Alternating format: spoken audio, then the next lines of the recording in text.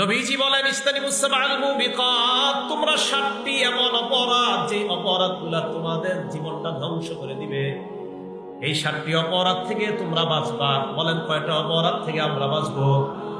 এই 7টা অপরাধ আমাদের দুনিয়া নষ্ট করবে, আখিরাত নষ্ট করবে। নবীজি বললেন এমন 7টি অপরাধ যে অপরাধগুলা ধ্বংস করে দেয়, তোমার দুনিয়া ধ্বংস করবে, আখিরাত ধ্বংস করবে। বলেন তো সবাই এই জাতীয় অপরাধ কয়টা? 1 নাম্বার শিরক বিল্লাহ, আল্লাহর সাথে শিরিক করা। 2 নাম্বার সিহরু, জাদু করা। কি করা? জাদু। কারো ফ্যামিলি নষ্ট করে দিয়েন না জাদু করে, কোন আলেমের কণ্ঠ স্তব্ধ করে দিয়েন না জাদু করে, কোন মানুষের কথা বন্ধ করে দিয়েন না জাদু করে। জাদুর মাধ্যমে একটা মেয়ের বিবাহ আপনি বন্ধ করে দিয়েন না। জাদু করবেন তো আপনার দুনিয়া ধ্বংস, আখিরাত ধ্বংস। 3 নাম্বার ওয়াকাতুন নাফসিল্লাতী হারামাল্লাহু ইল্লা বিল হক, অন্যায় ভাবে কাউকে হত্যা করা। 4 নাম্বার আকলুর রিবা, সুদ খাওয়া।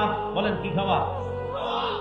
5 নাম্বার আকলু মালিল ইয়াতীম, এতিমের সম্পদ অন্যায়ভাবে ভক্ষণ করা। এতিমের সম্পদ অন্যায়ভাবে ভক্ষণ করা।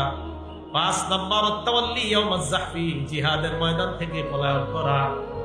7 নাম্বার ওয়াকাসফুল মুহসানাতিল মুমিনাতিল গাফিলাত, সতী সাদী কোন নারীর উপর মিথ্যা অপবাদ দেওয়া। এই 7টা অপরাধ করবেন, আপনাকে ধ্বংস করে দিবে এই অপরাধগুলা। বলেন কয়টা অপরাধ? 7টা। 1 আল্লাহর সাথে শিরিক করা। 2 নাম্বার জাদু করা। 3 নাম্বার অন্যায় ভাবে কাউকে হত্যা করা। 4 নাম্বার সুদ খাওয়া। 5 নাম্বার এতিমের সম্পদ ভক্ষণ করা। 6 নাম্বার জিহাদের ময়দান থেকে পলায়ন করা। 7 নাম্বার কোন সতী সাদী মুমিন নারীর উপর মিথ্যা অপবাদ দেওয়া।